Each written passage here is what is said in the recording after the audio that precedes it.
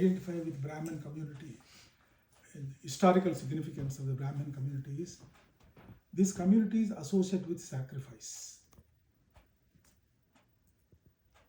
This community is associated with simplicity. This community is associated with educating the society. They should educate themselves and educate others. In Taittiriya Upanishad, when people are going away from the ashramam of the Rishi, he gives advice to them. While you are going into the world, it is not enough to you find yourself some livelihood.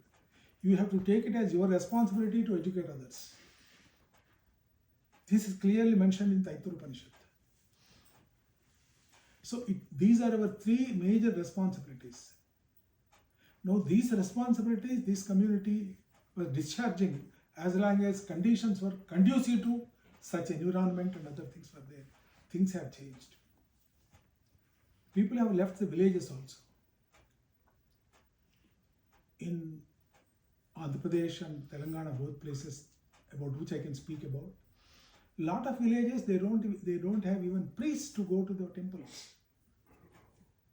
Once the Brahmins have left the villages in search of livelihoods, there's nobody to bother about it, think about it, do something about it. My personal experience of picking up our own village and trying to revive that has yielded results. That's an individual story. It will take a long time. I won't be able to go that. But that is happening. Some people are doing it in here and there, somewhat, but that's not enough. So one is this. For doing this, what is that we do at the individual levels? So for instance, I don't know whether I can mention this, but still I will dare to mention. One is, can we foster, can we cultivate 2, 3, 4 minimum values which all the members of the Praja Bandhu practice? One is, we are non-vegetarian. I'm sure most of us are. Even if there is one person, we don't eat non-vegetarian. We would like to be vegetarian only. We take only vegetarian food. Let us not get into the logic of it. There are enough reasons. Vegetarian food is related to certain sattvic culture. Sattvic culture is conducive to learning of Vedas and other things. Higher learning is what it is called.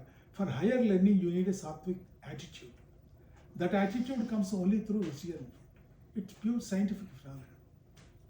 So therefore, can we propagate, canvas amongst ourselves? See that every one of our Praja Bandhu member is only a pure vegetarian. Number one. Number two, again hazard a request. Can we all be teetotalers? Is it impossible for us to be teetotalers? I have served in government, I have served in companies, I have handled several collaboration agreements with various countries, but I am a teetotaler. Nothing prevented me from deviating from this, from being a pure vegetarian and also being a teetotaler. It is possible. It's a question of how you decide in your own mind, because you're all intellectuals capable of thinking and taking decisions by yourself. So just consider this. Third thing, whether all of us have a correct and authentic knowledge about Ramayana, Bharata, Bhagavata, Bhagavad Gita, so that we are able to transmit that to the next generation. Have at least those books adorning our shelves, encouraging the children in the home to read those things. Luckily, they are available online, they are available in print mode. You can buy them whenever you happen to visit India, collect some books and bring them here. So many opportunities are there right now. So many websites are there wherein this knowledge is available to us. This uniformly, if every family can start doing it, and then your own respect, your own stature amongst other members will get enhanced.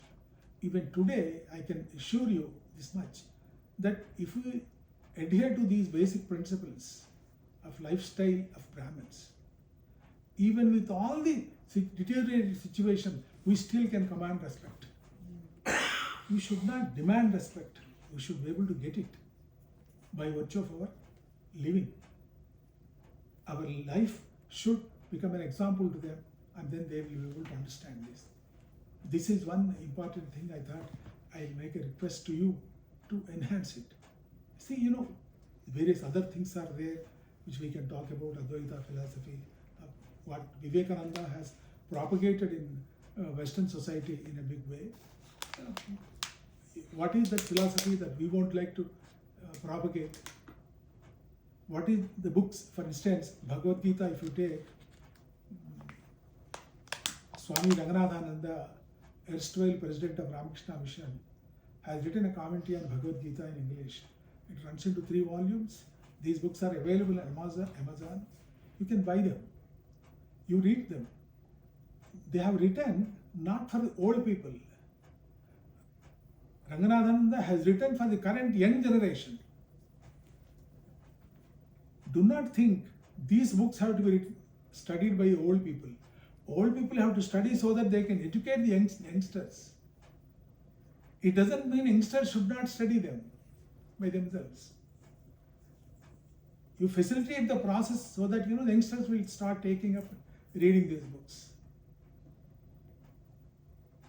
So whether you can have these books, start reading them, and whether you can have one sort of a centralized reading place wherever it is possible, wherein these books can be kept as a library. Somebody wants to borrow them, and you can borrow this. Whenever I go to some of these libraries, I go to philosophy section and see whether there is at least one book related to Indian philosophy. I try to search for that book in the most of the libraries, wherever I go there. In the bookshelves,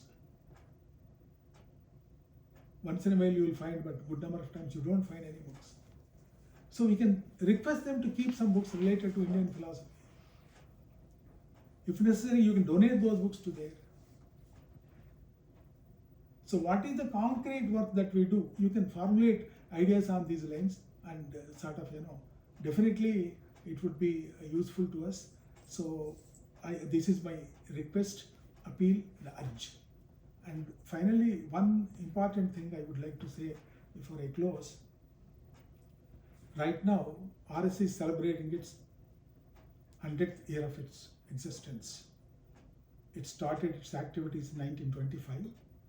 So by Vijayadashmi of 100 years have been completed. They are celebrating, a lot of activities are going on in the country. They have taken up one activity, one idea to propagate across the country, take to people. This is what they are terming as Pancha Parivartan. Pancha Parivartan. 5 aspects on which take these 5 aspects and ideas to the people across the country. What are these 5 aspects? One is environment, consciousness about the environment. You know that this is a problem across the world. Environmental degradation, lot of species becoming extinct, both vegetation and also animal kingdom. Lot of problems are there. If you get into those details, I'm sure you will be able to know it much better. That is one. Try to propagate, have those habits which will not cause damage to environment. We had one old students meet in December 2019 in Hyderabad, in Sharada Dhamam, in one of our schools. You would be surprised, 20,000 old students have turned up for that meeting. It was a record, Guinness Book of World Records had come and recorded that. RSS chief Mohanji Bhagwat was there throughout the day with us on that day. We have not used any plastic. We said we will not use any plastic for meeting their breakfast, lunch, dinner, whatever. No plastic shall be used. We proved that. We were talking to the students to practice this, but we wanted to prove that it's possible. First reaction comes is not possible. But once you start thinking, how can I do it? you start getting solutions. So that positive orientation comes when you think about the problems of environmental degradation for the whole universe itself. This is one aspect. The second aspect is Kutumba Prabodhan. For India survived because of the strength of the family.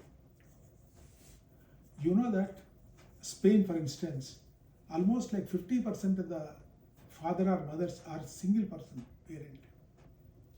What type of psychological impact that would be there on the minds of the children? Nobody guesses it. What type of attitudes get developed? What type of cruelty can come developed over them? We don't know. But for the country, that has been the strength.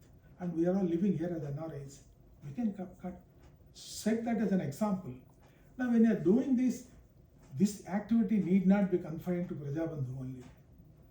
All other bandhus, all other people who have come from India, they all can be party to this. It is not confined to only the Brahmin families. It's a universal requirement. Have respect for the family. Properly bringing up that family is an important requirement. And you know, there are 100 reasons why family is good, all of you know. Number 2. Number 3, Samarasata. Samarasata is social harmony. One is not to talk about the higher caste, lower caste things, that all are one. If you go by Advaita philosophy as propagated by Vivekananda, he says the soul is same in you and me. That is the soul, ultimately Parabrahma is that soul. Then what is the difference? These other differences are superficial. Internally we are all same. There can't be any difference.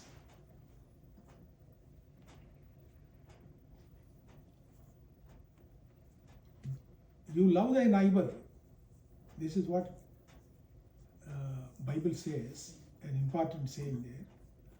But they never said, why should I love my neighbor? Vivekananda has answered, you love thy neighbor because there is no difference between the neighbor and you. The soul is same. That's the reason why you love the neighbor, because you are only loving yourself in loving your neighbor. So whether we can develop an attitude of this Samarasata, not to have any feeling of caste feelings. When I talked about Brahmin community having these things, that is essentially as a civil life. That doesn't mean that you are discriminating or going to discriminate, differentiate among the castes. That need not be. That's the third one, Samarasata. And the fourth one is Nagarika Kartavya Bodha. As you know, citizens of this country, if you are living here, you might not have become citizens, but you are living like regular people in this country. Respect the laws of this country. Wherever you are, in whichever country you are, you just respect those laws. We have come here in search of livelihood or in search of jobs, in search of earnings or whatever it is. We have not come here to change this country. That's not our job. You start respecting the laws of this country, and if you want to change this country, show excellence in the job that you do.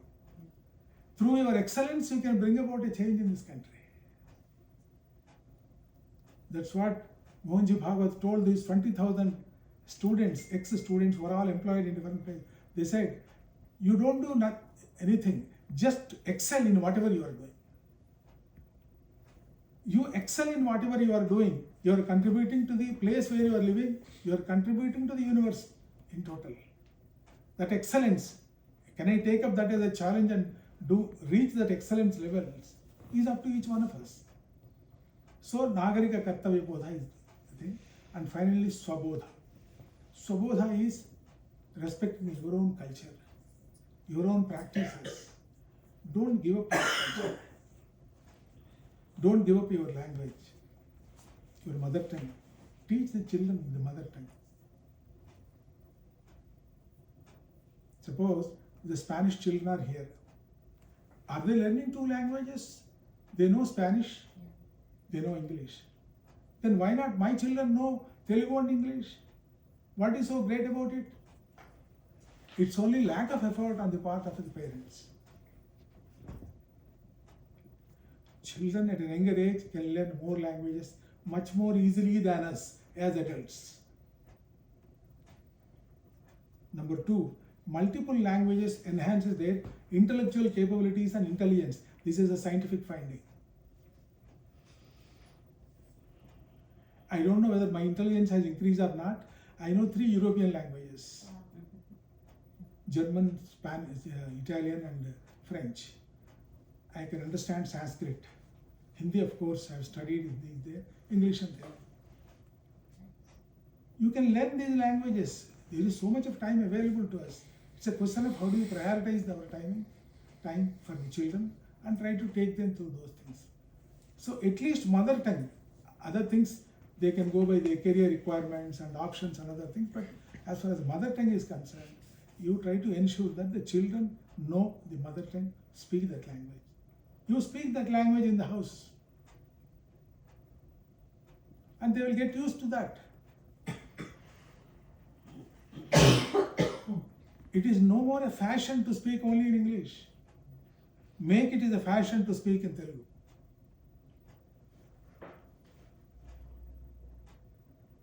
Unless we do it, we will not be able to do it. If you start doing it, we can quote these examples back at home in our own schools and other places.